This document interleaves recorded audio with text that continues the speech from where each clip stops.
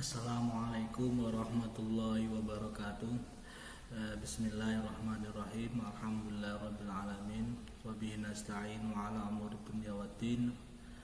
Wassalatu wassalamu ala asyrafil anbiya'i wal mursalin sayyidina wa maulana Muhammadin wa ala alihi wa sahbihi ajmain wa ba'du.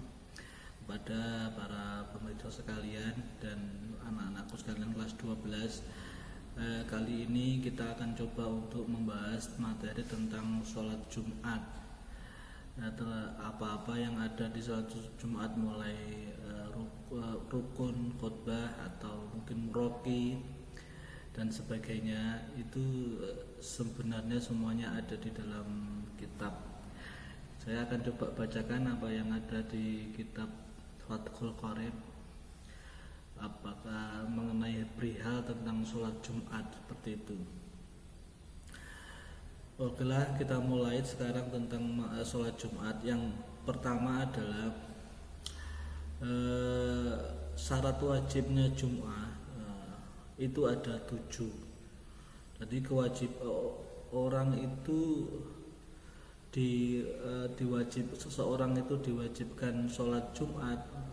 Jadi orang itu dapat kriteria bisa termasuk kewajiban sholat Jumat itu ada 7 dalam kitab Fathul Qorib. Yang pertama adalah Islam, yang kedua adalah baligh, dewasa, yang ketiga adalah orang yang akalnya sehat, itu kewajiban Jumat. Terus selanjutnya adalah dan orang yang merdeka dan orang laki-laki, ini wajib.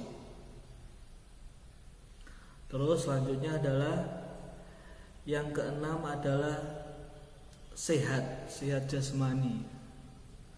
Jadi sehat jasmani. Seumpama kalau mau sholat Jumat itu mengakibatkan sakitnya makin parah, ya nggak usah Jumat, termasuk udur sholat Jumat. Selanjutnya adalah yang ketujuh adalah istiton. Al-istiton bahasanya di sini adalah orang yang bertempat tinggal, orang yang bertempat tinggal di daerah tersebut. Istiton itu menetap bahasanya, menetap dari mukim. Maka dari itu tidak wajib bagi orang yang bepergian untuk sholat Jumat, tidak wajib bahasanya. Kalau bepergiannya itu sebelum fajar.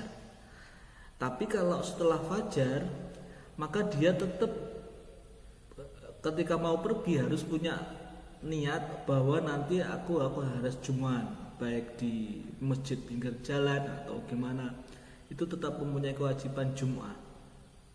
Tapi kalau memang berangkatnya itu adalah sebelum fajar, maka dia tidak wajib Jumat, dia sholat duhur saja. Tapi alangkah baiknya kalau menemukan sholat Jumat, ya Jumat. Tapi dia tidak kewajiban Jumat, tidak wajib Jumat.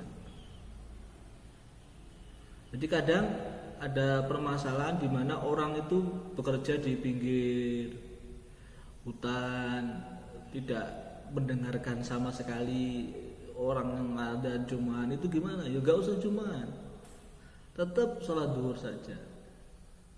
Karena nanti syarat mengadakan sholat Jumat itu juga ada syarat-syarat sendiri. Jadi syarat mengadakan sholat Jumat itu juga ada syarat-syaratnya. Syarat-syaratnya apa saja? Yang pertama adalah di dalam redaksi Fathul Qorib dikatakan wasyaraitu sihhati fi'luha. Wasyaraitu sihhati fi'liha salah satu. Ada 3 syarat sahnya, syarat melakukan atau mengadakan sholat Jumat itu, mengadakan sholat Jumat itu ada 3. Yang pertama adalah darul iqamah. Jadi semacam suatu daerah di mana ada penduduknya di situ, yang menetap di situ. Bahasanya darul iqamah, atau daerah di mana di situ sudah ada penduduk yang bertempat tinggal di situ. baik desa maupun kecamatan maupun pulau, tapi yang penting suatu daerah di mana ada penduduk yang menetap di situ. Itu nanti adalah merupakan syarat kampung itu mengadakan jumaan. Kelompok orang itu mengadakan jumaan itu syarat mengadakannya harus ada orang yang mukim di situ. Atau desa, daerah di mana ada penduduknya. Ada pusat pemerintahannya, ada yang mau. Ya minimal kalau dalam konteks di Indonesia itu adalah desa gitu, minimal. Desa.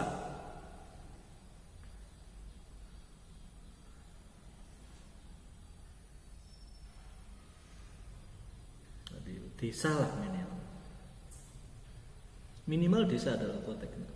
Yang kedua adalah syarat yang kedua adalah orang yang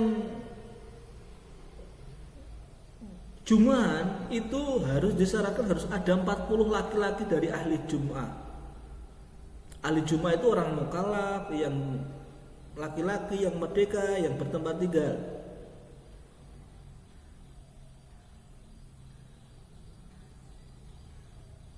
Di mana menetap. Jadi orang yang 40 itu menetap di situ.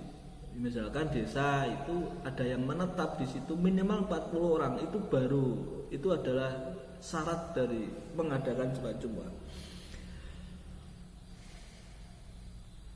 Terus nomor 3 adalah harus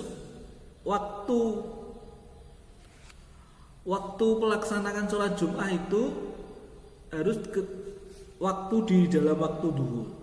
Waktu duhur bagian ya, harus masih dalam keadaan waktu duhur.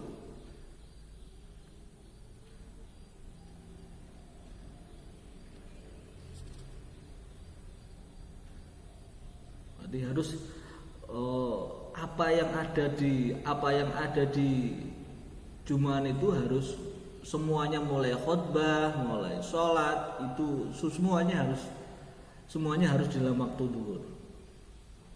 Harus di dalam waktu duhur, mulai khutbah.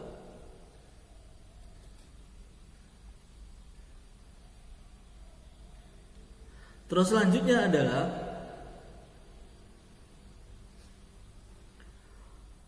fardunya Jumat. Fardunya Jumat itu ada 3. Jadi fardunya Jumat, apa yang harus dilakukan dalam Jumat. Kalau ngomong rukun kan di dalam ibadah, tapi dalam konteks Jumat itu ada istilah fardunya.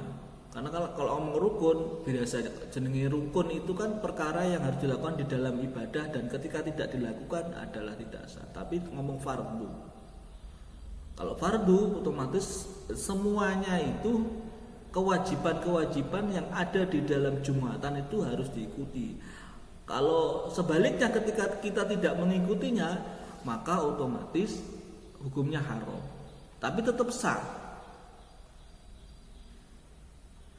Semisal ada orang yang jenenge cuma menemukan 2 sholat saja ketika Jumat, itu sah masih ya. Tapi alangkah baiknya disunahkan tetap harus mengikuti, mulai dari khutbah itu harus diikuti. Di orang yang tidak mengikuti ya makruh, harus dianjurkan untuk mengikuti khutbah. Nah, kewajiban-kewajiban ini yang harus yang pertama adalah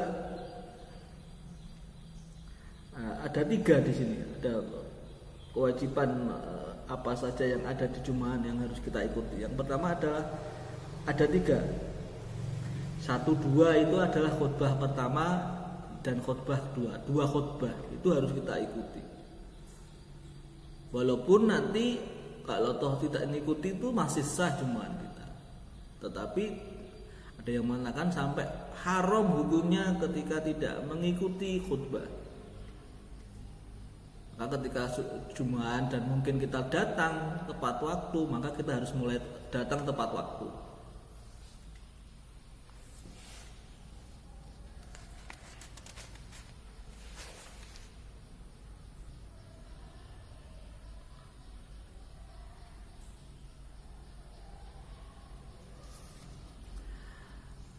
Adapun syarat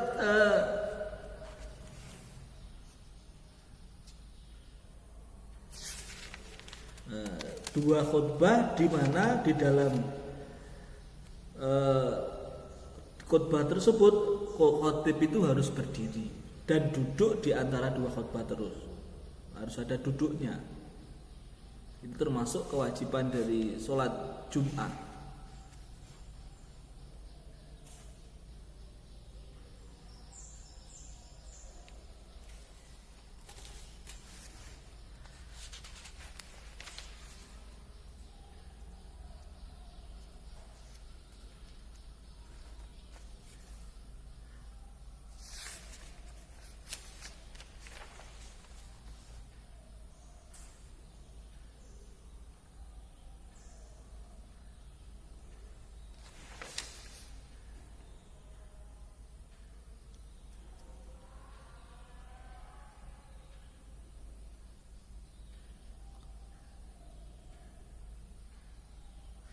Adapun khutbah itu ada rukun-rukunnya, Yang pertama adalah ada 5 rukun. Yang pertama adalah memuji kepada Allah, membaca hamdalah, membaca sholawat, minimal sholawat Allahumma sholli ala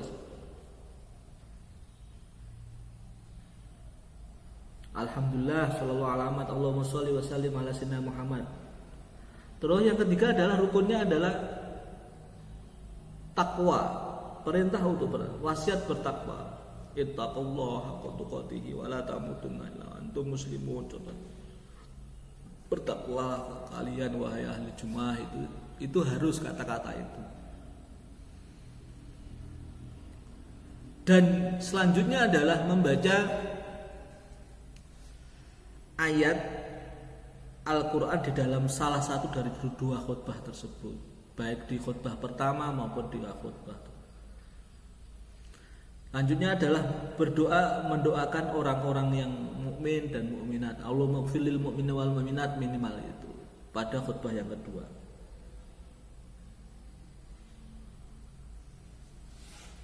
Terus di samping ada rukunnya. Rukun tadi kan ketika itu 6 atau 5 itu tidak dilaksanakan, maka khutbahnya juga tidak sah. Di samping rukun juga ada syaratnya juga.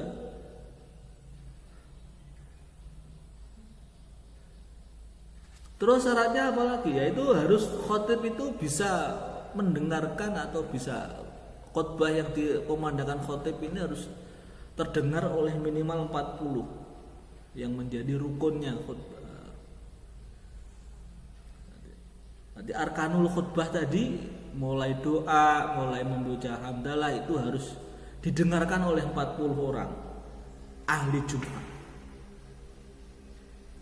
Didengarkan oleh ahli Jumat. Terus selanjutnya adalah harus terus menerus atau tidak ada penjeda di antara kalimat satu dan kalimat yang lainnya dalam khutbah. Jadi kalau di antara khutbah itu terpotong terlalu lama, walaupun nggak nudut, maka ada yang batal khutbahnya. Kalau khutbahnya batal, kita ulangi lagi, dari awal lagi. Terus disyaratkan lagi harus menutupi aurat. Terus khatib juga harus suci dari hadas dan najis. Di orang yang khutbah itu ketika batal, maka khutbahnya tidak sah, maka harus diganti, harus mulai dari awal lagi, wudu lagi dari awal lagi. Itu tadi syarat khutbah.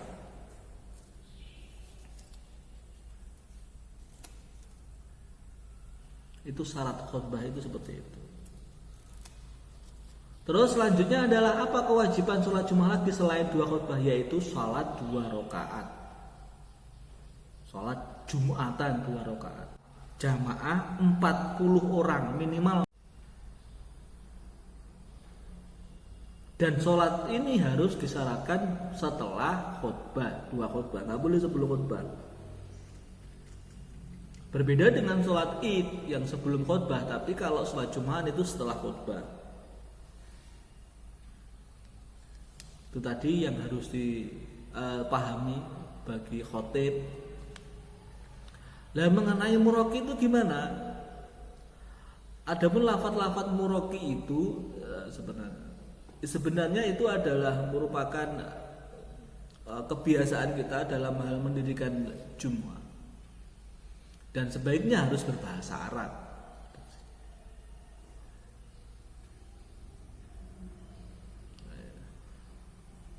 Rawiya an-Nabi radhiyallahu anhu anna Nabi sallallahu alaihi wasallam kan semuanya adalah itu hadis yang ada di dalam hadis yang istilahnya yang menyarankan atau yang memberikan perintah bahwa kita harus diam ketika khutbah.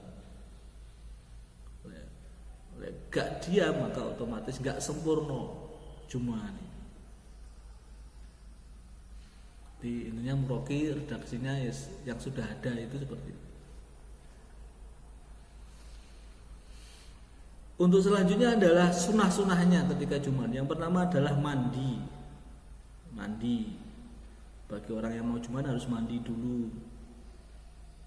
Wasani harus. Yang kedua adalah membersihkan jasad. Nanti gaya wangi-wangian, mandi gaya sabun biar gak bau lah intinya. Membersihkan diri dari bau-bau yang tidak diinginkan. Yang ketiga adalah memakai pakaian putih. Yang keempat adalah memotong kuku dan rambut,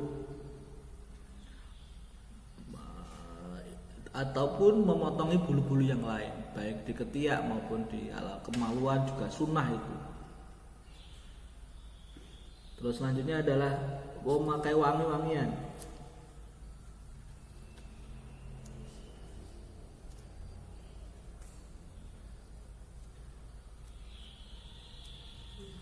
Memakai wangi-wangian. Dan dianjurkan ketika pas kita itu datang Jumat kok pas menepati khutbah, maka dianjurkan untuk sholatnya dicepatkan, atau bahkan ketika sudah khutbah maka tidak usah sholat tahiyatul masjid, nggak apa-apa. Lebih baik langsung duduk mendengarkan khutbah. Itu malah dianjurkan, saya kira seperti itu. Itu saja sekedar materi sholat Jumat. Mungkin kalau ada pertanyaan bisa ditanyakan di kolom komentar. Ya, gitu ya. Kita akhiri dulu. Semoga bermanfaat. Akhirul kalam. Wassalamualaikum warahmatullahi wabarakatuh.